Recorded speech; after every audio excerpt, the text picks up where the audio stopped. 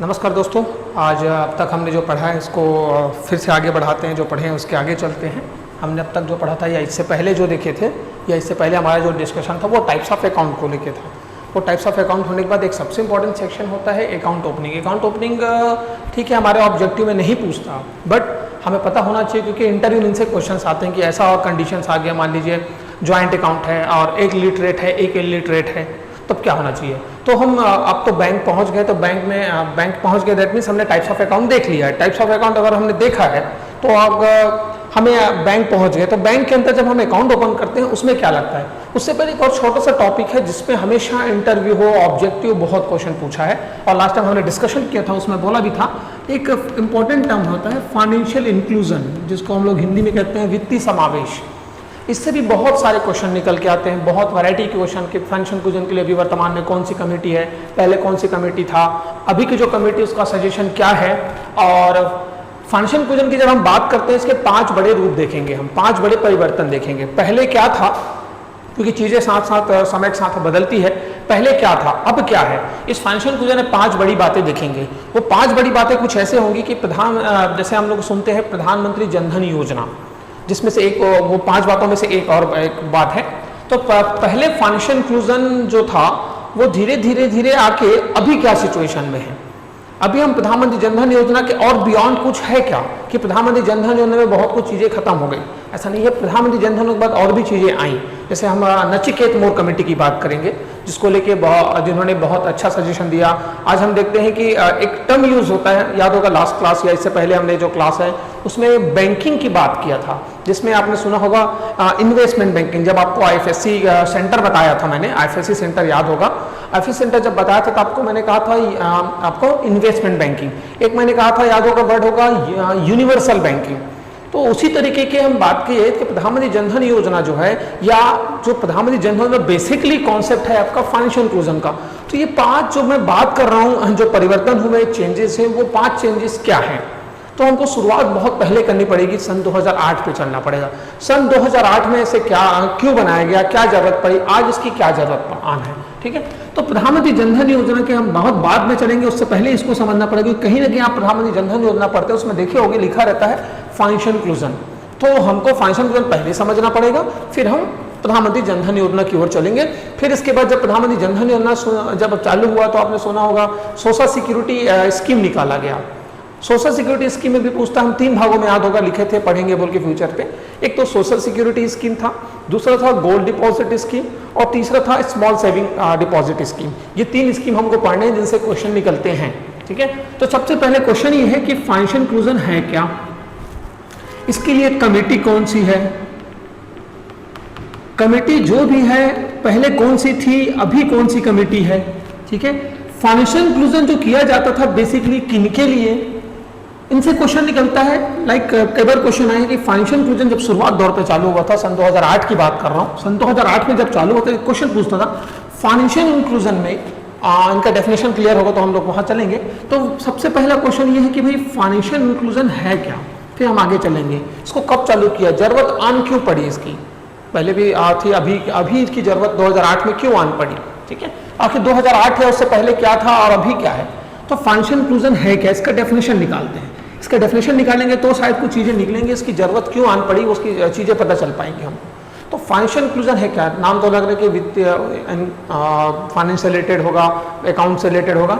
Financial inclusion का जब हम स्टडी करते हैं एक एक करके डेफिनेशन चलेंगे।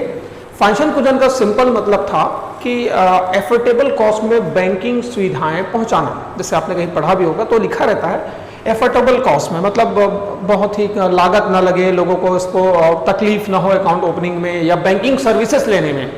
तो एफोर्डेबल कॉस्ट में बैंकिंग अकाउंट ओपनिंग नहीं करके हम बैंकिंग सर्विसेज की बात करते हैं। तो फाइनेंशियल इंक्लूजन एक ऐसा तरीका था, एक ऐसी योजना थी जिसके तहत जो लोग या जैसे क्षेत्र जहाँ पे बैंकिंग सुविधाएं नहीं हैं वहाँ तक एफोर्डेबल कॉस्ट में उनको बैंकिंग सुविधाएं देना। उद्देश्य क्या था इसका उद्देश्य हमने डीबीटी डीसीटी से समझने की कोशिश करेंगे कि डीबीटी डीसीटी याद होगा आप लोगों को पढ़े थे या इससे पहले हमारा चर्चा हो चुका है। उसमें हमने पढ़ा था एक सबसे इंपॉर्टेंट है जो बेनिफिशरीज है, लाभार्थी है, वो जो बेनिफिट जिनको मिलना है, ये जो बेनिफिट है जिनको मिलना है, पहले आपको पता होगा यहाँ पे दिक्कत आती थी, फंड्स का डाइवर्शंस कह सकते थे, या मीडिएटर जो होते थे वो मीडिएटर के पास कहीं ना कहीं फंड पहुंच जाता था, तो इसकी स्कीम के थ्रू डायरेक्ट उनके अकाउंट में दिया गया। ये अकाउंट में कैसे दिए, सबके पास अकाउंट होना जरूरी है, ये कैसे पॉसिबल हुआ? तो ये अभी की बात नहीं, हम 2012 पे चलेंगे इसको, डीसीटी डीबीटी में मैं उस समय नहीं बता पाया था। डीसीटी डीबीटी याद आपको बता दूं 2012 का है, न कि अभी का है। 2012 का गवर्नमेंट मतलब प्रेजेंट जो गवर्नमेंट है, जिसको हम लोग एनडीए के नाम से जानते हैं, एनडीए, ठीक है। पहले जो गवर्नमेंट था ये यूपीए, तो ये एनडीए, नेशनल डेमोक्रेटिक अलायंस, ये सन 2014 में आया, जिसको हम एनडीए गवर्नमेंट या जिसको हम मोदी गवर्नमेंट कहते हैं। सन 2014 में ये कॉन्स्टिट्यूट हुआ, स्टार्ट हुआ। दैट मीन्स डीबीटी डीसीटी का उससे 2 साल पहले का है, जब यूपीए गवर्नमेंट सेकंड आया था। अभी तो एनडीए गवर्नमेंट जो सेकंड चल रहा है, 02 अभी रिसेंटली उन्होंने 1 ईयर कंप्लीट किया, आपने देखा होगा कुछ दिन पहले। यूपीए गवर्नमेंट ने ये सन 2012 में चालू कर दिया था डीसीटी। क्यों? क्योंकि बीच में ये बार बार एक करप्शन वाली जो चीज़ें थी वो एक प्रॉब्लमेटिक था। तो बात ये थी, ये सबके बेनिफिशरीज जो है उनके अकाउंट में कैसे पहुँचाए, ये अभी कहीं बहुत पहले। तो ये उस समय तो भारत में कंप्यूटराइजेशन हुआ नहीं था। बैंकों में बहुत पहले की बात करें तो सब मैनुअल सिस्टम था। मैनुअल मतलब हाथ से लिखा हुआ, लोग टोकन लगे के लंबी लंबी लाइन लगाते थे। बाद में कंप्यूटराइज सिस्टम हुआ, कंप्यूटराइजेशन फिर सभी कंप्यूटर को एक जगह जोड़ा गया। फिर धीरे से सभी आप अलग अलग ब्रांच से, नहीं हमने उस पर चर्चा भी किया था पहले, अलग अलग सीबीएस को हमने चर्चा किया, सीबीएस क्या है। तो ये फाइनेंशियल इंक्लूजन उसके बहुत बाद आया सन 2008 में। सीबीएस के बाद जस्ट फाइनेंशियल इंक्लूजन का कॉन्सेप्ट रखा गया कि भाई अब तो सभी सिस्टम ऑर्गेनाइज हो गए हैं, क्यों ना। तो एफोर्डेबल कॉस्ट में बैंकिंग सुविधाएं पहुंचाना, बात है कहाँ पहुंचा है बैंकिंग सुविधाएं पहुंचाना, इसका मतलब है जहां बैंकिंग सुविधा ना हो। कहाँ बैंकिंग सुविधा नहीं है? क्या अर्बन एरिया में या रूरल एरिया में? कहाँ बैंकिंग सुविधा नहीं है जहां पहुंचाने की बात चली है। अगर हम अर्बन एरिया, जिसको हम लोग शहरी क्षेत्र कहते हैं, वहां तो बैंकिंग है, बैंक है, तो सुविधा पहुंचाने की जरूरत नहीं, वहां पहुंचा हुआ है।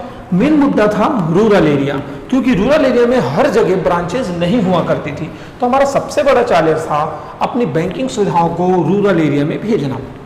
एक शब्द और जोड़ लेते हैं, मतलब हमारे डेफिनेशन में पहले जो डेफिनेशन दिए थे कि एफोर्डेबल कॉस्ट में बैंकिंग सुविधाएं पहुंचाना, ठीक है। कहां पहुंचाना? अब बात आती है रूरल एरिया। अब बात आती है क्या सभी रूरल एरिया, क्या सभी जहां बैंक है वहां भी? तो एक और शब्द हुआ, कौन से रूरल एरिया में? बात ये थी, ये रूरल एरिया ग्रामीण क्षेत्र को या गांव को, रूरल मतलब गांव को कैसे आइडेंटिफाई करें, एक चैलेंज था। तभी एक क्वेश्चन बनता था कि फाइनेंशियल इंक्लूजन में गांव की अगर हमें करना है या बैंकों को करना है तो उसकी पॉपुलेशन कितनी रहेगी। तो कि गांव को सेलेक्ट करने का एक ही क्राइटेरिया हो सकता है, उसकी पॉपुलेशन।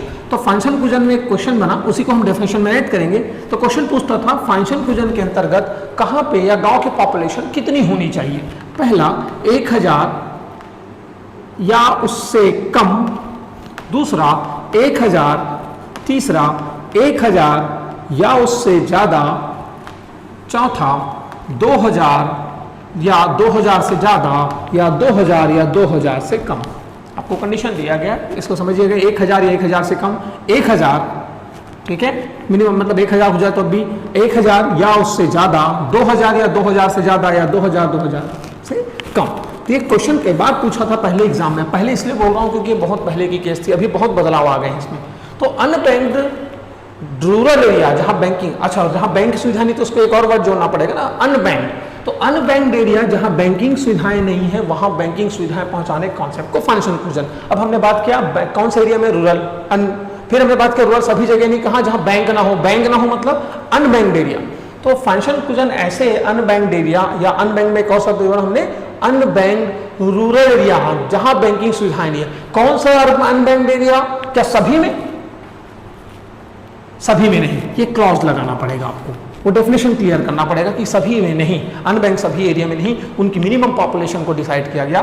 तो इसमें कहा गया कि गांव की पॉपुलेशन 2000 या 2000 से ज्यादा होना चाहिए। क्लियर है? तो इसका बहुत क्वेश्चन पूछता था, बार बार बोल रहा हूँ था, है नहीं, क्योंकि ये बहुत पहले का केस है। हमें पहला किसी भी चीज़ को स्टडी करना हो तो पहले बैकग्राउंड पे चले, तभी उसको आगे जाके समझ आता है। तो फाइनेंशियल इंक्लूजन का डेफिनेशन पहले था है ना, कि बैंकिंग सुविधाएं एफोर्डेबल कॉस्ट में पहुंचाना। कहाँ पहुंचाना? फिर हमने शब्द जोड़ा एफोर्डेबल कॉस्ट में रूरल एरिया में। अच्छा कौन से रूरल एरिया में? अनबैंक। कौन सा अनबैंक? सभी में नहीं। तो अब डेफिनेशन बना ऐसे अनबैंक्ड रूरल एरिया जहां पे पॉपुलेशन 2000 या 2000 से ज्यादा हो, वहां बैंकिंग सुविधाएं पहुंचाना। कौन बोला ये? कौन बोला? That means committee. कौन से कमेटी के सजेशन थे? ठीक है, तो सन 2008 में जब ये पहली बार कॉन्स्टिट्यूट हुआ था, कमेटी थे सी रंगा राजन कमेटी। नाम सुने होंगे सी रंगराजन, हम आरबीआई के पुराने गवर्नर रहे हैं। ठीक है, सी रंगराजन कमेटी। तो फाइनेंशियल इंक्लूजन कहाँ पे किया गया? अनबैंक्ड रूरल एरिया में। गांव की पॉपुलेशन कितनी? 2000 या 2000 से ज़्यादा। कौन सी ईयर में स्टार्ट हुआ? 2008 में। कहाँ? अनबैंक्ड या बैंक? मुद्दा ये था बैंकिंग सुविधाएं का मतलब क्या, कैसे, क्या सिर्फ वहाँ पे जाके बोल देना बैंकिंग सुविधाएं? बैंकिंग सुविधाएं दैट मीन्स हमको वहाँ पे एक इंपॉर्टेंट चीज़ था अकाउंट ओपनिंग। ठीक है, फाइनेंशियल इंक्लूजन में हमने कहा एफोर्डेबल कॉस्ट ऑफ बैंकिंग सुविधा पहुंचाने का मतलब है वहाँ अकाउंट ओपनिंग, वहाँ उनको ना आना पड़े और वहीं पे हो जाए। दूसरा, अकाउंट ओपनिंग का मतलब क्या? सिर्फ अकाउंट ओपन हो गया बस? हमको एक चीज़ है वहाँ पे डिपॉजिट की फैसिलिटी। तीसरी, वहाँ पे डिपॉजिट अगर ले रहे हो तो ऑब्वियस सी बात है विड्रॉ की फैसिलिटी, विड्रॉल की फैसिलिटी आपको देनी पड़ेगी। ये दो चीज़ें कंसर्न है। बात यह है ये करेगा कौन? इनसे आज भी क्वेश्चन पूछता है, जिसके हम आगे चर्चा कर रहे हैं कि अनबैंक्ड जिनकी पॉपुलेशन 2000 या 2000 से ज़्यादा हो और जिसके लिए कमेटी 2008 में बनाया गया सी राजन कमेटी, वहाँ पे सिर्फ हम अकाउंट ओपनिंग की बात नहीं कर सकते। अकाउंट बस ओपन करने का नहीं, वहाँ पूरी सुविधाएं मतलब अकाउंट ओपन करने के साथ साथ उनको डिपॉजिट वहीं से हो जाए, उनको आना ना पड़े। ठीक है, क्यों? क्योंकि बहुत दूर बैंक होती है, बहुत दूर बैंक हुआ करती थी। अभी तो बहुत सारे ब्रांचेस हो गई हैं, लेकिन अभी भी बहुत ऐसे एरिया है जहाँ बैंक नहीं है, तो उनको बाहर जाना ना पड़े और उनका अकाउंट में पैसा जमा भी हो जाए और पैसा निकालने की फैसिलिटी वहीं मिल जाए। ये दो चीज़ें, अब ये कैसे होगा? दो चीज़ें कैसे हो सकती है? बात यह है अब करेगा कौन? ये करेगा कौन? इससे हमेशा क्वेश्चन पूछे कि फाइनेंशियल इंक्लूजन की एक्टिविटी जो बंदा करता है उसे कहते क्या है? एक बात। दूसरी बात, पैसा लिया है तो सबसे इंपॉर्टेंट गांव वाले होशियार होते हैं। अगर 1 रुपये दिए उनके लिए 1 रुपये बहुत वैल्यू होती है। आपको बोलेगा हमको रसीद दो। रसीद कहाँ से लाएंगे आप? रिसीट्स कहाँ से लाएंगे आप? तब दिक्कत है। इस एक्टिविटी को जो भी डिपॉजिट या विड्रॉ कर रहे हो तो तुरंत उनको बैलेंस दिखाए, सब बाद में हो गया, ठीक है, वो बाद में जमा किया या जो भी है तुरंत वहाँ पे अकाउंट में ना हो, बाद में आके सर्वर्स के साथ कनेक्ट करके दे दे। क्योंकि नेटवर्क भी इशू था, 2008 की बात करते हैं हम, वहाँ तो तब इतने टावर नहीं थे, नेटवर्क नहीं था, तब भी दिक्कत थी। तो 2008 की बात करें तो उस समय इतनी बहुत सारी फैसिलिटी, तो हमको एक चीज़ था कि ये रिसीट जनरेट करना है, अकाउंट ओपनिंग वहीं हो जाए, डिपॉजिट वहीं हो जाए, विड्रॉल भी वहीं पर हो जाए, ऐसा कोई मशीन। तो दो क्वेश्चन है, ये एक्टिविटी किसके थ्रू होता था? सन 2008 की बात कर रहे हैं। और किसके ये जो भी करता था वो कौन होता था? क्या ऑप्शन देता है फाइनेंशियल इंक्लूजन की एक्टिविटी जो करता है? और ये भी क्वेश्चन हमेशा पूछा है बोल रहा हूँ, ध्यान रखेंगे। इससे पहले मैं पूछा था, बोला था ये वाला, क्योंकि बहुत पहले की थी, लेकिन आज भी ये क्वेश्चन पूछता है, क्योंकि आज भी ये जो एक्टिविटी करते हैं आज भी बहुत सारी, तो उस वो जो बंदा करता है, जो भी करता होगा वो कौन होता है? पहला रिप्रेजेंटेटिव, दूसरा एजेंट, तीसरा बैंक एम्प्लॉय,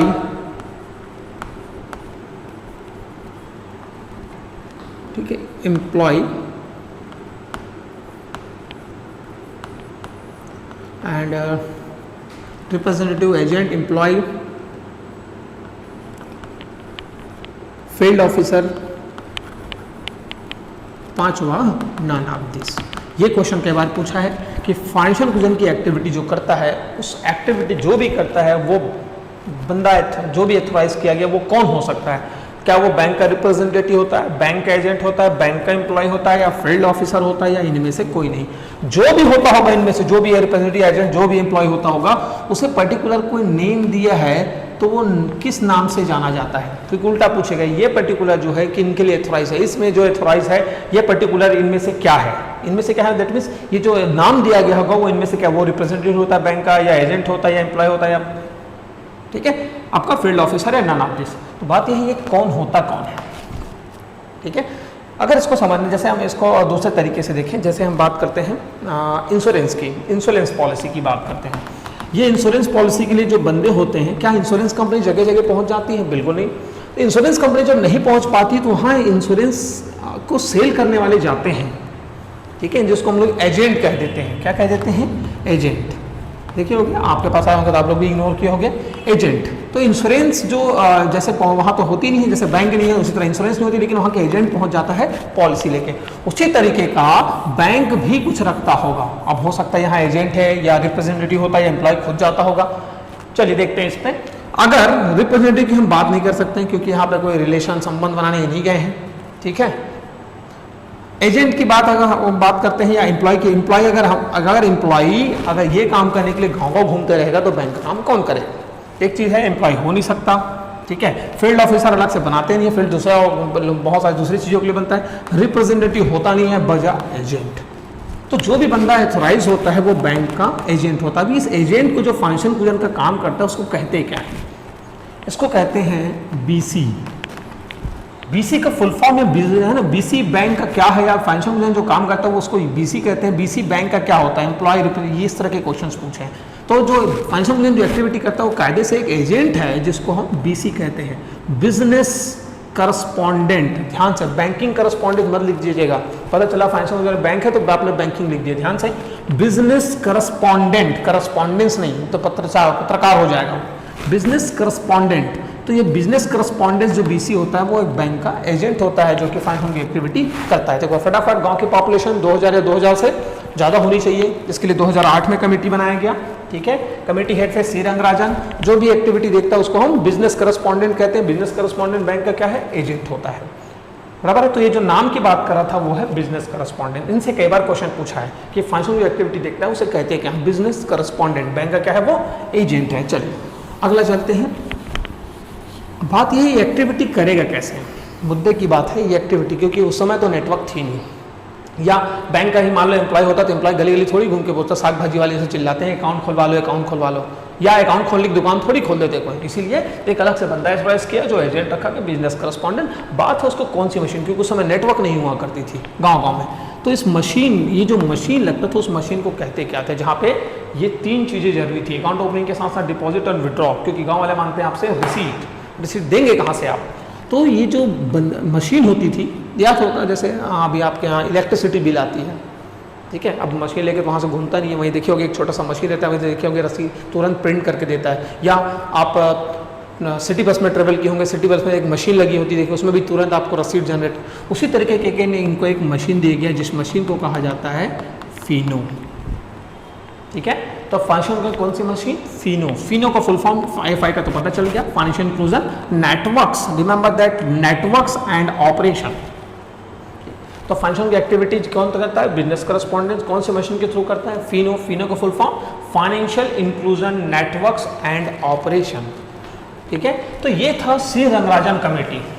गांव की पॉपुलेशन क्लियर है, इसकी मकसद क्या था आप समझ लीजिए कि गांव के लोगों तक अकाउंट की बैंकिंग, क्योंकि इससे पहले था सबसे बड़ी प्रॉब्लम थी मनी लेंडर की, क्योंकि बैंक सुविधा नहीं थी। तो मनी लेंडर, हम इसमें चर्चा करेंगे जब हम पढ़ेंगे RBI की स्ट्रक्चर पढ़ेंगे, जब हम उसमें नेशनलाइजेशन पढ़ेंगे तब इसमें चर्चा करेंगे कि इसकी मनी लेंडर वाले कॉन्सेप्ट को लेकर। फिलहाल अभी मनी लेंडर का सबसे बड़ा प्रभाव था। मनी लेंडर मतलब क्या, उनके अकाउंट्स होते नहीं थे, बैंकिंग सुविधाएं जानते नहीं थे, इसलिए वो मनी लेंडर को रिफर करते थे। इसलिए मनी लेंडर के जो प्रभाव है, उनके इन्फ्लुएंस है, उनको कम करने ताकि बैंकिंग सुविधाएं लोगों तक पहुँच पाएँ, इसके लिए फाइनेंशियल इंक्लूजन सन 2008 में चालू किया गया।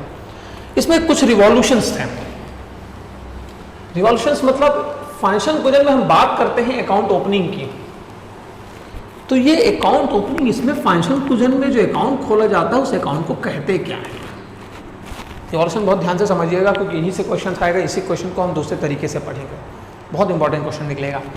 तो फाइनेंशियल इंक्लूजन की बात करते हैं, फाइनेंशियल इंक्लूजन में कौन सा अकाउंट खोला जाता है। ये जो अकाउंट खोला जाता है इसको, इसके नाम को RBI ने फिर बदला। वो बदल के क्या रखा, जो भी बदला थोड़ा सोचिएगा, बहुत ध्यान से समझिएगा। फाइनेंशियल में कौन सा अकाउंट, ये अकाउंट ठीक है लिख देंगे, ये अकाउंट को नाम दूसरा दिया गया। ये जो दूसरा दिया गया उसका नाम जो है वो कौन सा है, दैट मीन्स इस स्कीम में सिर्फ ये अकाउंट नहीं, ये अकाउंट भी खोला जाता है, दोनों लिख के पूछ सकता है, या ये अकाउंट इनमें से कौन सा, आपने पढ़ के ये किया ये पूछ दिया तो दिक्कत हो सकती है, ठीक है। तो इसको जब शुरुआत में खोला गया, इसका नाम दिया गया था नो फ्रिल अकाउंट। मैंने पहले कहा कि इसको पढ़ने का ऑब्जेक्टिव अभी है नो फ्रिल अकाउंट, और जो हम लोग अकाउंट खुलवाते हैं, क्योंकि ये जो नो फ्रिल अकाउंट कहते हैं वो एक तरह का सेविंग अकाउंट ही है।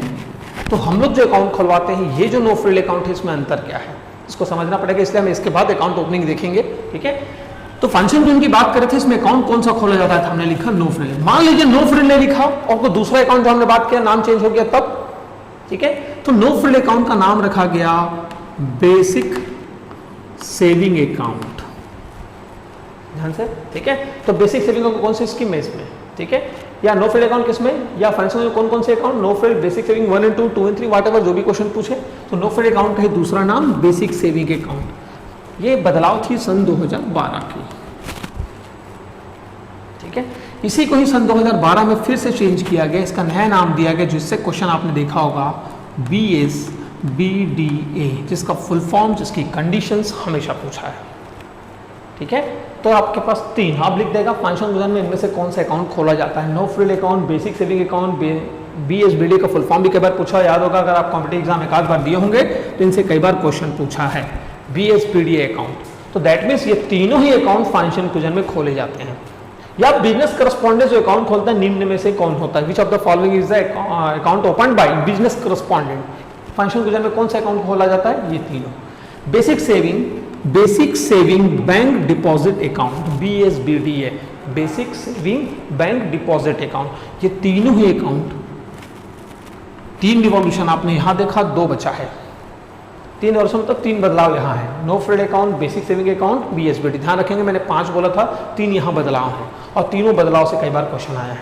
ठीक है, ये जो BSBD अकाउंट है यहाँ तक हम रुकेंगे, इसके बाद हम जाएंगे तब आगे बढ़ेंगे। तो ये 3 अकाउंट इसमें खोला जाता है। तो BSBD की खास बात क्या है, या नो फ्रिल की खास बात क्या है, बेसिक सेविंग अकाउंट, कभी इनसे पूछा, ये तीनों का ही मतलब एक निकल के आएगा, आप अलग मत समझिएगा, क्योंकि इसकी कंडीशन पूछता है, क्या इसमें ATM मिलेगा तो क्या, कितना जमा कर सकता है, 1 साल में कितना, 1 महीने में कितना, तो इस तरह के क्वेश्चन इनसे पूछे हैं। ये जितनी भी चीजें हम पढ़ेंगे वो आपका आगे काम आएगा जब हम 2 और बड़े रिवॉल्यूशन में पढ़ेंगे। तो इसकी कंडीशन बहुत ध्यान से समझ लीजिएगा, क्योंकि सभी जगह एप्लीकेबल होंगी। पहला कंडीशन लगा पूछता है BSBD के बारे में कौन सा इनमें से सही नहीं है, पहला कंडीशन ध्यान से सुनेंगे। पहला, रही बात इसमें ATM की, बिल्कुल इसमें ATM मिलेगा, नेट बैंकिंग मिलेगी, जो फैसिलिटी चाहिए सब मिलेगा नॉर्मल अकाउंट की तरह। ठीक है, ध्यान रखें इलिटरेट है, ठीक है, तो उस दौरान जब ये चालू था तब इस दौरान इनको इलिटरेट को इसमें ATM नहीं था, तो ATM तो हम नेट बैंकिंग बाद जब ATM अलाउड नहीं तो नेट बैंकिंग की बात ही बहुत दूर की, इलिटरेट को ATM नहीं था, लेकिन बाकी जो लोग होते हैं उनको ATM मिल जाता है। ठीक है, तो फिलहाल हम ATM की बात करते हैं, ATM और नेट बैंकिंग जो भी फैसिलिटी मिल जाती थी। दूसरा, ये 1 महीने में 10,000 रुपए से ज्यादा डिपॉजिट, विड्रॉ या ट्रांसफर नहीं कर सकते इन अ डे। ये लाइन बहुत ध्यान से समझेंगे, इन अ डे। कंडीशंस लिख रहे हैं अपन, कंडीशंस फॉर अकाउंट, ये तीनों अकाउंट की कंडीशन सेम रहेगी। ठीक है, ये तीनों का कंडीशन, पहला ATM बिल्कुल मिलेगा, 1 दिन में डिपॉजिट, विड्रॉ या ट्रांसफर ये 1 दिन में 10,000 के ऊपर नहीं कर सकता। दूसरा, 1 महीने में 50,000 से ज्यादा डिपॉजिट, विड्रॉ या ट्रांसफर इन अ मंथ नहीं कर सकता। ध्यान से सुनेंगे इसको। ठीक है, 1 दिन में 10,000 से ऊपर कोई लेन देन नहीं, 1 महीने में 50 के ऊपर लेन देन नहीं। थोड़ा अब आगे चलते हैं। मान लीजिए उसने अप्रैल, फाइनेंशियल ईयर की बात करेंगे ना, फाइनेंशियल ईयर, ये condition of particular financial year पे होगा। FY दैट मींस फाइनेंशियल, मतलब ये जनवरी से चालू नहीं होगा, ये आपका अप्रैल से चालू होगा। ये भी हो सकता है कभी क्वेश्चन पूछे कब से कंडीशन लगती, तो अप्रैल से याद रखिए। फाइनेंशियल ईयर की बात करते हैं, अप्रैल से शुरू होगी। ठीक है, खैर अभी RBI ने फाइनेंशियल ईयर चेंज करने के लिए सजेस्ट कर दिया है, अपना ही खुद का फाइनेंशियल ईयर चेंज कर दिया उसने, याद होगा अभी रिसेंटली RBI ने अपना फाइनेंशियल ईयर जून से जो जुलाई होता था उसको जनवरी से दिसंबर कर दिया। ध्यान में रखेंगे, क्वेश्चन बन सकता है। ठीक है, अप्रैल में, अभी हम बाद में चेंज देख लेंगे उसको। तो अप्रैल की बात करें, अप्रैल से शुरू होगा। मान लीजिए अप्रैल में उसने शुरू के एक पहले हफ्ते में 10,000 करके जमा कर दिया, 5 दिन, 5 डे, 5 डे मतलब 10 × 5 50 हो गया। नेक्स्ट वीक वो आके क्या किया, मैं माइनस कर रहा हूँ, नेक्स्ट वीक आके लगातार 5 दिन उसने 50 निकाल लिया।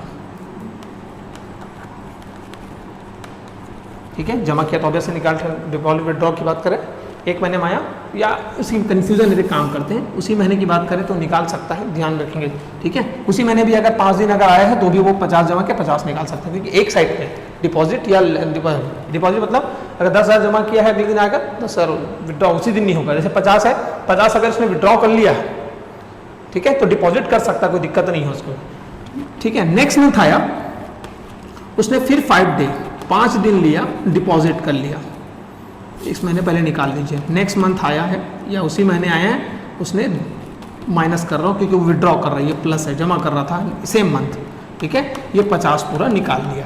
ये आपका अप्रैल की कहानी है 2 वीक में। ये आया मई में, मई में सेम चीज़ है, 5 दिन उसने 5 डे वो आया 50 जमा किया, सॉरी 10 जमा किया इंटू 5 50 जमा हो गया। नेक्स्ट वीक आया सेम कंडीशन 50 उसने फिर निकाल लिया अकाउंट में। दैट मीन्स इन दोनों मई और अप्रैल में, मई के एंड में इसके पास 0 बैलेंस, कुछ नहीं बचा है। अब जून की पारी, जून में आता है, जून के पहले दिन पे वो 10,000 जमा करने आता है, फर्स्ट डे। क्या वो जमा होगा? कंडीशन समझिएगा, शुरू 5 दिन आया तो 10 जमा किया 50 हो गया, नेक्स्ट वीक आया पूरा निकाल लिया, ठीक है। फिर मई में आया, फिर 5 दिन जमा किया, नेक्स्ट वीक आया फिर निकाल लिया, मतलब दोनों मिला के फिर आखिरी में 0 बचा। जून में आया, जून में उसने 10,000 जमा करने के चाहता था, क्या जमा होगा? क्योंकि अभी तो हमने बताया एक दिन में 10, एक महीने में 50, दैट मीन्स यहाँ 50 यहाँ 50, कोई दिक्कत नहीं, हो जाएगा जमा? बिल्कुल नहीं। अगला क्लॉज इसलिए समझाने के लिए, अगला क्लॉज ये बोलता है, तीसरा और सबसे important condition, in a financial year, FY लिख रहा हूं ध्यान से, किसी भी वित्त वर्ष में, फाइनेंशियल ईयर में टोटल डिपॉजिट 1 लाख से ऊपर नहीं हो सकता। अब इससे बात है, डिपॉजिट इसलिए बोला क्योंकि डिपॉजिट होगा तभी विड्रॉ हो पाएगा, ठीक है।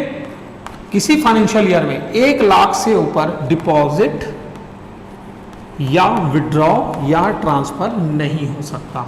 ये 3 कंडीशन, खास कर ये 3 कंडीशन बहुत ध्यान से रखेंगे। ये जो कंडीशन लिखी है हर जगह उपयोगी, जो आगे पढ़ेंगे, ठीक है। तो अगर BSBD अकाउंट है तो एक दिन में कितना जमा कर सकता है? 10,000, उससे ज़्यादा 10 निकाल या ट्रांसफर कर सकता है। एक महीने में 50,000, एक साल में ये 1 लाख वाला बहुत ध्यान रखेंगे, इस 1 लाख में बहुत सारी कहानी छुपी है, ठीक है। तो एक दिन में 10, एक महीने में 50 और एक साल में 1 लाख के ऊपर। अगला देखिए, मई में हो गया 50 1 लाख हो गया, ये 50 और ये 50 1 लाख हो गया। जमा कहाँ करेगा? क्योंकि उसमें तो खाली ही नहीं है, क्योंकि उसने भी 1 लाख रुपए 2 ही महीने में कर लिया, बचे हुए 10 महीने में वो कुछ नहीं कर सकता, उस अकाउंट में कुछ नहीं कर सकता। क्लियर है? तो ये 3 कंडीशन ध्यान में रखेंगे, लिख के रखिएगा, क्योंकि आगे मैं फिर रिकॉल कराऊंगा आपको, तब ये काम आएगा, ठीक है। तो फाइनेंशियल में कौन सा account? No frill account, basic saving account या BSBD basic saving bank deposit account, तीनों में सेम कंडीशन, ATM मिल सकता, कोई इशू नहीं है, उसको हम इग्नोर करते हैं फिलहाल, ठीक है। ये 3 कंडीशन ज़्यादा इंपॉर्टेंट है, एक दिन में कितना, एक महीने में कितना, एक साल में कितना। एक साल का इतना, 1 लाख के ऊपर जमा नहीं कर सकता। आगे चलते हैं, ये हो गए आपके 5 में से 3 बदलाव जो किया गया, क्योंकि इस अकाउंट से कई बार क्वेश्चन पूछा है। अब बात आती है सन 2015, जब ये सब हो चुका था, ये कंडीशन लग चुके थे इसमें, 10,000 वाला, 50,000 वाला और 1 लाख वाला, ये 3 कंडीशन लगने के बाद 2015, ठीक है। 2015 में एक कमेटी बनाई गई, 2008 के बाद 2015। उस कमेटी का चीफ थे नचिकेत मोर, जो RBI के एग्जीक्यूटिव डायरेक्टर अभी भी हैं, ठीक है। 2015 में एक कमेटी बनाया गया, नचिकेत मोर कमेटी। उनको कहा गया बताओ इसमें और क्या ला सकते हैं और क्या कर सकते हैं, ठीक है, ठीक है। 2015 की बात कर रहे हैं। जस्ट इससे पहले 2008, सिनेरियो समझिएगा, कहानी समझिएगा, 2008 ये 15, इससे पहले कायदे से ये कमेटी का फॉर्मेशन तो हो चुका था, लेकिन 2015 में सजेशन आया, ध्यान रखेंगे 2015 में, उससे पहले कमेटी बन चुकी थी 2015 में, नचिकेत मोर कमेटी का सजेशन। इससे पहले मोदी जी ने 15 अगस्त 2014 को एक अनाउंसमेंट किया, जिसमें इन्होंने अनाउंसमेंट किया PMJDY, इसको चालू किया गया 28 अगस्त 2014 को, ठीक है। याद होगा कई बार डेट पूछा है कि प्रधानमंत्री जन धन योजना कब शुरू हुआ, 28 अगस्त 2014 को। इन दोनों के बीच की कड़ी एक और है, इसलिए बोला था 5 इवोल्यूशन। ये 3 बड़े चेंजेस इसमें ये चेंजेस आए नाम प्रधानमंत्री जनधन योजना एक रिवॉल्यूशन और 5वां नचिकेत मोर कमेटी जिसके हम चर्चा करेंगे थोड़ी देर में। ठीक है, फंक्शन कुजन प्रधानमंत्री जनधन ने जब ये चालू किया था तो अल्टीमेटली प्रधानमंत्री जनधन कभी भी पढ़ेंगे आप लिखा रहता है financial inclusion. Reason is that कि फंक्शन कुजन से संबंधित ही अगला जो पड़ाव अगला जो बदलाव था वो प्रधानमंत्री जन। अब प्रधानमंत्री जनधन योजना say that means financial inclusion में कौन सा अकाउंट ना पूछ के आपके प्रधानमंत्री एक्चुअल में ये है प्रधानमंत्री योजना है, प्रधानमंत्री जनधन योजना है, ना कि कोई अकाउंट है। इस योजना में कौन सा अकाउंट में से क्या नो फ्रिल, क्या बेसिक सेविंग या BSBDA, कौन सा लिखेंगे आप? ये तीनों ही। अब क्वेश्चन फिर बदला मैंने, BSBDA अकाउंट इनमें से किस में खोले जाते हैं? फाइनेंशियल कुजन में, PMJDY में, दोनों दे दिया आपको, तब गड़बड़ हो जाएगी। दैट मीन्स आपको इधर से भी पढ़ना है इधर से भी पढ़ना है, क्वेश्चन किसी से भी तरीके से पूछ सकता है। तो फाइनेंशियल कुजन की अगर हम बात करते हैं, फाइनेंशियल कुजन या PMJDY अल्टीमेटली तीनों ही अकाउंट लिखेंगे, तीनों अकाउंट बोलेंगे। दैट मीन्स प्रधानमंत्री जनधन अगर ये अकाउंट खोलते हैं तो अकाउंट की कंडीशन विल बी सेम। इसलिए प्रधानमंत्री जनधन में कहा जाता है 10,000 के ऊपर आप नहीं निकाल सकते, एक महीने 50 के ऊपर लेन देन, एक साल में 1 लाख के ऊपर लेन देन नहीं कर सकते। यही कारण है प्रधानमंत्री जनधन योजना में। अब बात है क्यों नहीं कर सकते, हम उसकी बाद में बात करते हैं जब अकाउंट ओपनिंग प्रोसेस देखेंगे, इसलिए अकाउंट ओपनिंग प्रोसेस पढ़ना भी जरूरी है। ठीक है, तो ये है आपका 28 अगस्त 2014। क्या किया इन्होंने, आखिर इसमें ऐसे क्या महसूस हुआ उनको कमी कि उनको ये अलग से लाना पड़ा, आखिर इसमें क्या खास बात थी? तो ये जो हमने बात की इसकी खास बातें कुछ ऐसी है, ये 3 कंडीशन तो रहेंगी। ठीक है, ये कंडीशन तो रहेगी क्योंकि ये अकाउंट यही है। इसमें कुछ चीजें बेनिफिट, इसमें एक तो कंडीशन कुछ ऐड किया गया और कुछ बेनिफिट ऐड किया गया। ठीक है, कंडीशन और बेनिफिट ऐड किया गया इसी में फंक्शन PMJDY में। तो हम इसलिए बोले थे इसको बाद में पढ़े, इसको ध्यान में रखेंगे, उसको बाद में ध्यान रखेंगे, अलग अलग चीजें। प्रधानमंत्री जनधन योजना 28 अगस्त 2014 के एक और क्वेश्चन पूछता है, प्रधानमंत्री जनधन में कुल कितने अकाउंट खोले गए? ध्यान रखेंगे 294.3 मिलियन अकाउंट टोटल खोला गया। ठीक है, इसका कई बार स्लोगन पूछा है, स्लोगन या जिसको हम लोग टैगलाइन के नाम से भी जानते हैं, टैगलाइन। प्रधानमंत्री जनधन योजना का टैगलाइन क्या है? कभी आपने गौर नहीं किया होगा, गौर कर लीजिएगा, उसमें लिखा रहता है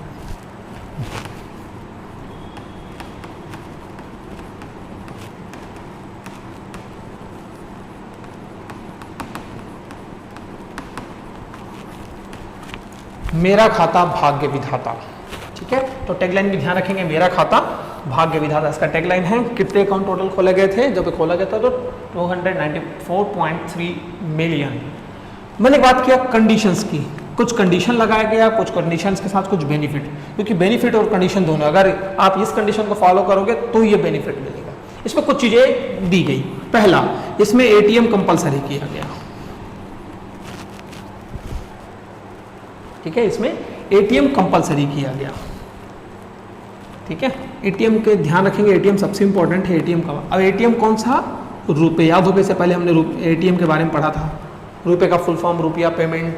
ठीक है, कितने डिजिट का होता है, क्यों लॉन्च किया, जो भी लॉन्च किया और क्यों लॉन्च करने की जरूरत पड़ी, फिर ये कैसे सेटल होता है, याद होगा। अगर नहीं याद होगा, अगर एक चीज़ बताना भूल गया तो उसमें यहाँ पे जो बैकबोन की बात किया था, याद होगा, उस बैकबोन को NFS कहा जाता है। पहले बैकबोन नहीं था भारत के पास, अपने NPCI ने खुद डेवलप किया है, जो रुपये कार्ड के थ्रू सेटल होता है, NFS, नेशनल फाइनेंशियल स्विच। ठीक है, तो ये NFS के थ्रू होता है। तो कौन सा ATM देना शुरू की कंपलसरी है? आपका रुपये। दूसरी कंडीशन पे चलते हैं, आपको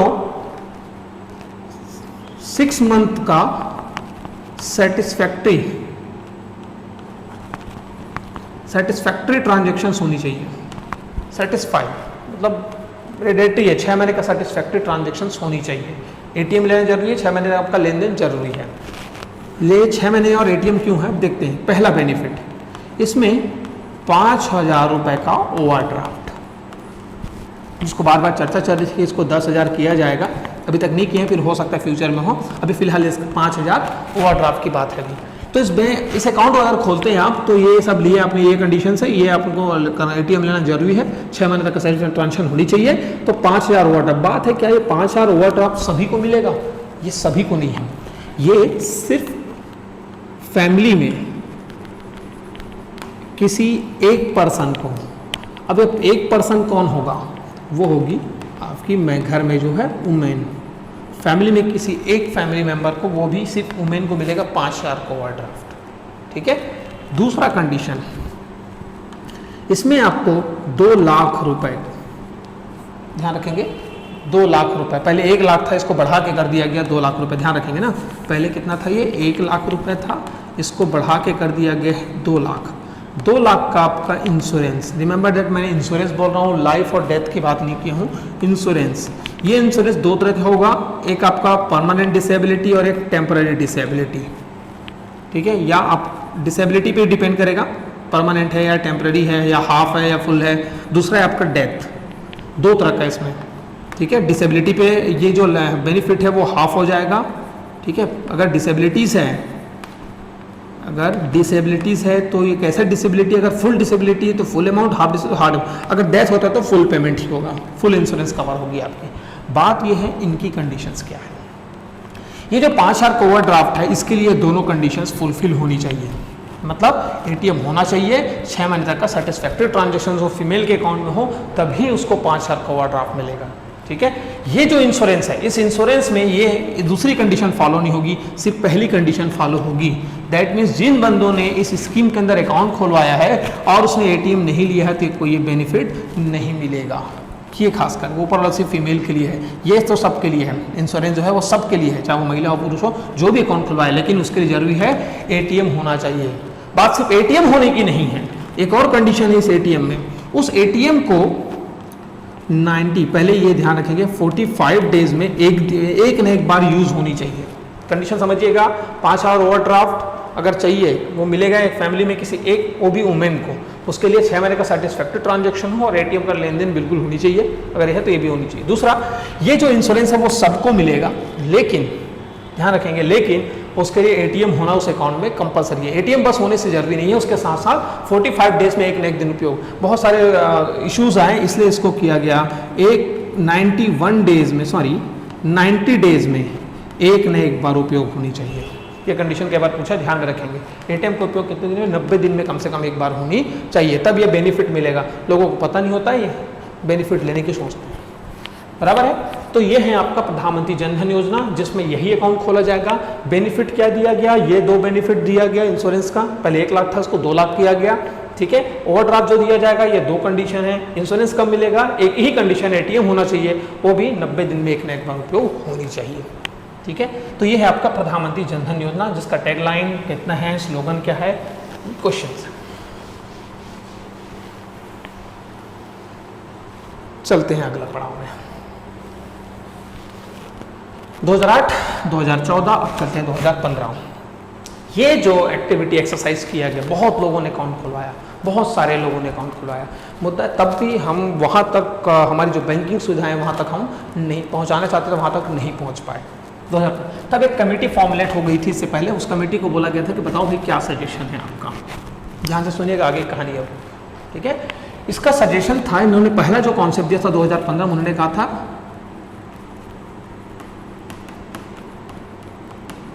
एक कॉन्सेप्ट दिया था पेमेंट पॉइंट का। ये पेमेंट पॉइंट क्या हो, ठीक है। पेमेंट पॉइंट का मतलब है कि ये जो बिजनेस करस्पॉन्डेंस, याद होगा फाइनेंशियल जो एक्टिविटी करता है, बिजनेस करस्पॉन्डेंस का एक इशू था, एक कंप्लेंट थी, एक इशू बहुत आता था। हो सकता था कि बिजनेस का पैसा लेके जमा किया, दिखा दिया, रसीद ऐसे दे दिया, डेटाबेस में सर्वर, वहीं से उन्हें रॉन्गली क्रेडिट करके विड्रॉ करके कुछ करके निकल गया, तो दिक्कत होती थी पैसा लेके। इसमें एक कॉन्सेप्ट जोड़ा गया कि मान लीजिए बिजनेस करस्पॉन्डेंट को 6 गाँव दिया हुआ है, 1 गाँव, 2 गाँव, 3 गाँव, 4, 5, 6, ठीक है। अब बंदा ये 6 गाँव अथॉराइज किया गया है, ठीक है। डे डिसाइड किया गया है कि आप इन तीनों गाँव में आप इस दिन जाओगे, इस तीनों गाँव में उस हफ्ते के 3 दिन वाला हिसाब है, Monday, Tuesday, Wednesday and Friday, MWF TTS रखा गया, ट्यूसडे, थर्सडे, सैटरडे, ऐसा कॉन्सेप्ट रखा गया। लेकिन दिक्कत यह है, मान लीजिए मंडे वाले किसी इस गांव वाले व्यक्ति को ज़रूरत है पैसे की, वो ठीक है, बहुत अर्जेंट ज़रूरत है, और यहाँ आएगा नहीं क्योंकि वो इधर आएगा, तो बंदा यहाँ जाएगा क्या, पता चला यहाँ गया, ये दूसरे गांव में है, तब या यहाँ पहुँच गया, जब बात किया था, तब जब बात किया था ये बंदे ने तो इस गाँव में था, जब दोबारा यहाँ पहुँचा पता चला वो इस गाँव गया, जब यहाँ पहुँचा इस गाँव आ गया, तो यहाँ पहुँचा तो वो इस गाँव आ गया, पता चले यहाँ दोनों जगह थी, वो घर चला गया, तब दिक्कत होगी। तो एक प्रॉब्लम को रिजॉल्व कैसे किया जाए, तो एक कहा गया कि इन सब को एक काम करो, इन सब को हटाओ। ये जो कॉन्सेप्ट है वीकली या यहाँ पहुँचेगा यहाँ, इस दिक्कत में बहुत दिक्कत होती थी क्योंकि अर्जेंट में पैसे ज़रूरत है। तो क्या करें, तो इन्होंने कहा क्यों ना एक रेडियस में एक पर्टिकुलर पॉइंट फिक्स कर दिया जाए कि कोई भी कॉमन बंदा यहीं आके सेट बैठेगा, ये आपको जो भी लेन देन है। अल्टीमेटली कॉन्सेप्ट क्या हुआ, क्योंकि भाई हम तो चाहते थे कि वहाँ तक वहाँ बैंकिंग पहुँचे, सुविधाएं पहुँचे, लेकिन वो बंदा यहाँ आ रहा है तो मतलब ही क्या रह गया। इसीलिए इसको नाम दिया गया था उस समय पेमेंट पॉइंट। एक पेमेंट पॉइंट रखा जाए कि आसपास के रेडियस में लोग आ जाए, लेकिन मेन मकसद था एक्सेप्टेबल नहीं था। क्यों एक्सेप्टेबल? क्योंकि हमने डेफिनेशन में बैंकिंग सुविधाएं पहुंचाना, यहाँ तो खुद ही पहुंच गया, इसलिए इस कॉन्सेप्ट को रिजेक्ट कर दिया गया। तो नचिकेत मोर कमेटी का जो सजेशन था 2015 में पेमेंट पॉइंट का, वो रिजेक्ट हो गया।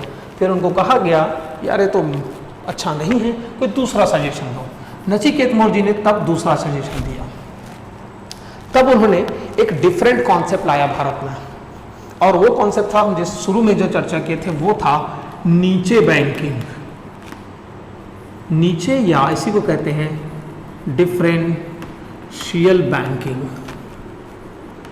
एक नया कॉन्सेप्ट दिया, नीचे बैंकिंग या डिफरेंशियल बैंकिंग। ठीक है, अब ये नीचे बैंकिंग, डिफरेंशियल बैंकिंग याद होगा, यूनिवर्सल बैंकिंग, ऑफशोर बैंकिंग, बहुत सारी बैंकिंग होती है, हमने इससे पहले चर्चा किया था। तो बेसिकली ब्रॉड लेवल में अगर हम बैंकिंग के कस्टमर व्यू में देखें, दो तरह का बैंकिंग होता है, एक यूनिवर्सल बैंकिंग और एक डिफरेंशियल बैंकिंग, जिसको हिंदी में नाम दिया नीचे बैंकिंग। नीचे बैंकिंग मतलब जो नॉर्मल बैंक जो ट्रेडिशनली काम कर रहे हैं उसके उस तरह के काम करे, लेकिन उसके नीचे अलग टाइप का, वैसा काम ना करके उस तरह का काम करे, वैसा काम नहीं करे एग्जैक्ट, लेकिन उस तरह का काम करेगा, उसको नीचे बैंकिंग। लोगों ने पूछा है नीचे बैंकिंग क्या, तो उन्होंने का सजेशन दिया कि आप जो है एक अलग टाइप का बैंकिंग लाइसेंस दो। डिफरेंशियल और नीचे बैंकिंग का एक अलग तरह का बैंकिंग लाइसेंस दो। ठीक है, जिसमें उन्होंने लाइसेंस की बात किए थे, बैंकिंग लाइसेंस। ठीक है, नीचे बैंकिंग या डिफरेंशियल बैंकिंग। अब क्वेश्चन थोड़ा ध्यान से समझेंगे। फाइनेंशियल इंक्लूजन के लिए नचिकेत कमेटी एग्जैक्ट है। नीचे या डिफरेंशियल बैंक के लिए कौन सी कमेटी? नचिकेत मोर कमेटी। इन्होंने एक अलग बैंकिंग लाइसेंस देने की बात किए थे। ठीक है, और जो यूनिवर्सल बैंकिंग लाइसेंस है, जो याद होगा बंधन बैंक, IDFC बैंक, इनको लाइसेंस की बात किया था। ये यूनिवर्सल बैंकिंग का जो कमेटी थी वो था विमल जलान कमेटी, इसकी चर्चा हम बाद में करेंगे। विमल जलान कमेटी याद होगा, इसकी कमेटी बहुत इंपॉर्टेंट था जब सरकार को पैसा दिया गया।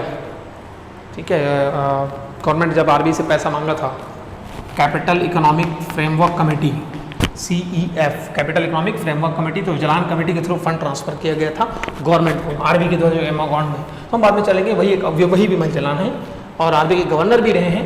तो यूनिवर्सल बैंकिंग के कॉन्सेप्ट हम थोड़ी देर में देखते हैं, उससे पहले ये देखते हैं नीचे बैंकिंग का। ठीक है, तो नीचे बैंकिंग में उन्होंने कहा कि दो तरह के बैंकिंग लाइसेंस दीजिए आप, एक बैंक पेमेंट बैंक और एक स्मॉल बैंक या स्मॉल फाइनेंस बैंक, जिसको आपने कई बार पढ़ा होगा। अगर आप कॉम्पिटिशन तैयारी कर रहे हो तो देखोगे स्मॉल फाइनेंस बैंक लिखे होते हैं, जिसमें से कुछ है इक्विट्स स्मॉल फाइनेंस करके था, या AU स्मॉल फाइनेंस था, जिसको अब याद होगा ये वाला लाइसेंस मिल गया, यूनिवर्सल बैंकिंग का लाइसेंस मिल गया, जिसको हम लोग शेड्यूल कमर्शियल बैंक का लाइसेंस बोलते हैं, वो ये वाला मिल गया है। ठीक है, कुछ स्मॉल फाइनेंस बैंक हो, इन दोनों में अंतर। दैट मीन्स यार हमको कल के दिन ये पूछा है स्मॉल बैंक और पेमेंट बैंक के लिए कमेटी कौन सा? नचिकेत। बहुत ध्यान से, स्मॉल बैंक पेमेंट बैंक जो है कौन सा कॉन्सेप्ट है? Financial inclusion. ध्यान रखेंगे। तो दैट मीन्स अगर ये फाइनेंशियल इंक्लूजन का ही कॉन्सेप्ट है, इसमें कौन सा अकाउंट खोला जाएगा? इसीलिए कहा जाता है पेमेंट बैंक स्मॉल बैंक में मैक्सिमम कितना डिपॉजिट कर सकते हैं एक साल में? 1 लाख। क्लियर है? तो पेमेंट बैंक स्मॉल बैंक की अगर हम बात करते हैं, पेमेंट बैंक स्मॉल बैंक, तो बात इसकी भाई लाइसेंस तो दोगे, तो लाइसेंस के लिए पहला एलिजिबिलिटी क्या होगी? दूसरा, इसमें पैसा मिनिमम कितना रखेगा, जिसको हम लोग कहते हैं पेड अप कैपिटल। फिर आप 2 लाइसेंस बोलो तो दोनों में डिफरेंस क्या रहेगा? दोनों में जो भी डिफरेंस रहेगा ये कौन कौन से बेनिफिट दे सकता है, इतनी सारी बातों को लेकर चर्चा हुई। तो कभी आपसे क्वेश्चन पूछा नीचे banking differential banking Nachiket Mor committee, small bank payment bank के लिए कौन सी committee? As per Nachiket Mor committee इन दोनों का पेड अप कैपिटल कितना है? याद होगा लास्ट वीक 25 मई, डेट लिख लो ध्यान से, 2020 को इसका पेड अप कैपिटल का गाइडलाइन चेंज हुआ है, RBI ने चेंज किया है अब भी। ठीक है, तो स्मॉल बैंक पेमेंट बैंक के लिए Nachiket Mor committee, small differential bank initial banking इसका कॉन्सेप्ट है फाइनेंशियल इंक्लूजन का। इनमें से इनमें कौन सा अकाउंट खोला जाता है, ये अकाउंट, बेसिक सेविंग अकाउंट या बीएसबीडी, इन तीनों में से कोई एक अकाउंट लिख देगा, इसमें से किस में खोले जाएंगे, या ये जो अकाउंट है किस में खोला जाता है, इस योजना में या इसमें या डिफरेंशियल बैंकिंग में, तीनों में। ठीक है, small bank payment bank eligibility की बात करते हैं। एलिजिबिलिटी दोनों के लिए सेम रखा गया, बस थोड़ा सा कंडीशन चेंज रखा गया कि इसमें कोई भी टेलीकॉम कंपनी, ठीक है, कोई भी एनबीएफसी, ध्यान रखेंगे, कोई भी टेलीकॉम कंपनी, कोई भी एनबीएफसी या कोई भी माइक्रो फाइनेंस इंस्टीट्यूट, इन दोनों के लिए लाइसेंस ले सकता है। पेमेंट बैंक के लिए कोई पर्टिकुलर ईयर का एक्सपीरियंस नहीं बोला, इसमें इन कंपनियों के लिए एक्सपीरियंस बोला था कि 10 साल का जिस भी फील्ड में टेलीकॉम है, एनबीएफसी, एनबीए, वो 10 साल का एक्सपीरियंस होना चाहिए, ये इसके लिए बोला गया था। ध्यान से, कंपनी दोनों के लिए सेम रहेगी, एलिजिबिलिटी रहेगी। कौन कंपनी लगा सकता है, कौन लोग, पेमेंट या स्मॉल बैंक के लिए 3 चीजें, telecom company, NBFC, micro finance institutes, MFI का कई बार फुल फॉर्म भी पूछा है, MFI, micro finance institute, telecom, NBFC, non banking finance company, हम बाद में चर्चा करेंगे बैंकिंग में, और माइक्रो फाइनेंस, ये तीनों ही दोनों के लिए एलिजिबल थे, इन दोनों अकाउंट बैंकिंग लाइसेंस के लिए। बस अगर ऐसा है और 5 साल चला तो वो इसके लिए नहीं कर सकता, अगर उसको कम से कम कितने साल का एक्सपीरियंस चाहिए, 10 साल का एक्सपीरियंस चाहिए इस फील्ड में, तभी वो कर सकता है। पेड अप कैपिटल, दोनों का पेड अप कैपिटल 100 करोड़ रखा गया था बोल रहा हूँ क्योंकि अभी भी चेंज हुआ है, अब इसको कर दिया गया है 200 करोड़। तो पहले इनिशियल लेवल पे पेड अप कैपिटल था 100 करोड़, अभी 200 करोड़ रखा गया है। ठीक है, दोनों में डिफरेंस, ठीक है, दोनों में डिफरेंस की बात करते हैं। डिफरेंस की खास बात है, पेमेंट बैंक पेमेंट नहीं देता। अब अजीब लग रहा हो सुन के, पेमेंट बैंक पेमेंट नहीं देता, इसका मतलब ये नहीं पेमेंट नहीं देगा, मतलब ये जो है सिर्फ डिपॉजिट अकाउंट खोल सकता है। क्या लिखा हूं मैंने, डिपॉजिट अकाउंट खोल सकता है, इसका मतलब ये लोन नहीं दे सकता। ये जो है डिपॉजिट अकाउंट के साथ साथ लोन अकाउंट दोनों खोल सकता है। ये सिर्फ डिपॉजिट अकाउंट खोल सकता है, ये सिर्फ डिपॉजिट और लोन दोनों खोल सकते हैं, मतलब ये लोन भी दे सकता है। स्मॉल फाइनेंस बैंक, फाइनेंस लिखा ध्यान वहीं से रखेंगे। ठीक है, पेमेंट बैंक पेमेंट नहीं देता, मतलब सिर्फ डिपॉजिट अकाउंट, लोन नहीं खोल सकता, ये डिपॉजिट भी खोलता है, लोन भी। ठीक है, क्या इस दोनों एटीएम दे सकते हैं, यस दोनों एटीएम दे सकते हैं, दोनों नेट बैंकिंग, क्योंकि इसमें मैंने बोला था नेट बैंकिंग मिल सकता है, जो भी फैसिलिटी चाहिए सब मिल सकती है, लेकिन आप अकाउंट में इतने ही लेन देन कर पाएंगे, क्योंकि इसमें जो अकाउंट खोलता है, कौन सा अकाउंट है, यही अकाउंट है। ठीक है, तो आपका याद रखिएगा, पेड अप कैपिटल पहले कितना था, अब कितना कर दिया गया है। स्मॉल बैंक पेमेंट के लिए कौन सी कमेटी है, शुरुआत में बहुत क्वेश्चन बनते थे, कितने लाइसेंस किया, कितने को मिला, इसमें कितने लाइसेंस मिला, बहुत सारे क्वेश्चन होते थे। एक और चीज़ है जो बहुत मिसलेनियस क्वेश्चन है कि ठीक है एटीएम जो भी फैसिलिटी सब सेम होंगी, पासबुक दिया जाएगा, नेट बैंकिंग सब। एक और चीज़ क्वेश्चन पूछता है, इसका CRR SLR कितना होगा, और अगर ये फाइनेंस करता है, फाइनेंस करेगा, ऑब्वियस सी बात है, एक शब्द यूज होता है जिसकी हम चर्चा बाद में करेंगे, एक होता है PSL। ये CRR और SLR कितना रखेंगे, ठीक है, और कितना अपना मार्केट में पैसा लगा सकता है। ठीक है, और एक चीज़ है प्रमोटर, ये जो प्रमोटर है वो कितना % शेयर होल्डिंग रख सकता है, इनमें कुछ बातें कर लें। PSL इसका कायदे से 100% है। 100% मतलब इसका बेसिक ऑब्जेक्टिव इन्हीं काम के लिए है। PSL होता है प्रायोरिटी सेक्टर लेंडिंग। एकदम सिंपल भाषा में प्रायोरिटी सेक्टर लेंडिंग का मतलब होता है कि ऐसे क्षेत्र में जहाँ पे लोगों को रोजगार मिले या एम्प्लॉयमेंट जनरेट हो, जैसे एग्रीकल्चर में फाइनेंस करना, ठीक है, इंफ्रास्ट्रक्चर में फाइनेंस करना या एजुकेशन में फाइनेंस करना। अच्छा मैं बोलूँ टेक्सटाइल में कोई ज़्यादा इंपैक्ट नहीं पड़ेगा, लेकिन एग्रीकल्चर में फाइनेंस करने से बहुत सारे एम्प्लॉयमेंट, तो ऐसे सेक्टर जिससे एम्प्लॉयमेंट जनरेट होती है उसको PSL कहा गया, इसका 100%, क्योंकि यही मकसद था। ठीक है, CRR SLR जैसे नॉर्मल बैंकों की तरह है, वो इनको भी नियम लगते हैं, रखना पड़ता है। ठीक है, बात ये कितना पैसा लगा सकता है, अपने टोटल अमाउंट का ये मैक्सिमम 75% ही वो एडवांस मार्केट में या लोन दे सकता है। 75% इस लोन देता नहीं इसलिए, लेकिन ये अपना 25% दूसरे जगह इन्वेस्ट कर सकता है। ध्यान रखेंगे, ये 75% लोन दे सकता है, ये 25% कहीं भी इन्वेस्ट कर सकते हो। पैसा रखेगा तो मतलब ये क्या है, ये कहीं और इन्वेस्ट कर सकता है। ठीक है, इनकी प्रमोटर की शेयर होल्डिंग की अगर बात करें दोनों की, ये 5 साल तक 40% से ऊपर नहीं हो सकता। प्रमोटर मतलब जो कंपनी है उनकी शेयर होल्डिंग पूरी कंट्रोलिंग उसकी 40%, 5 साल तक 40% से ऊपर नहीं हो सकता। तो ये कुछ कंडीशन है जिनसे हमेशा क्वेश्चन पूछे हैं नचिकेत मोर कमेटी के रिगार्डिंग। नचिकेत कमेटी कब किसके संबंधित है, इसमें कौन सा अकाउंट खोला जाता है, किसमें कितना मैक्सिमम डिपॉजिट कर सकते हैं, 1 लाख क्या इसमें ATM मिलेगा, यस ये आपकी कंडीशंस कई बार पूछा गया है। ठीक है, तो ये नचिकेत मोर कमेटी। अब देख लीजिए, एक 3 कॉन्सेप्ट यहाँ, चौथा मोदी जी का, 5वां ये आपका Nachiket Mor committee, differential banking. ठीक है, तो ये आपका फाइनेंशियल इंक्लूजन का छोटा सा पार्ट था जिसके इंपॉर्टेंट क्वेश्चन जनरेट होते हैं, ध्यान में रखेंगे। चलिए, थैंक यू आप लोगों का।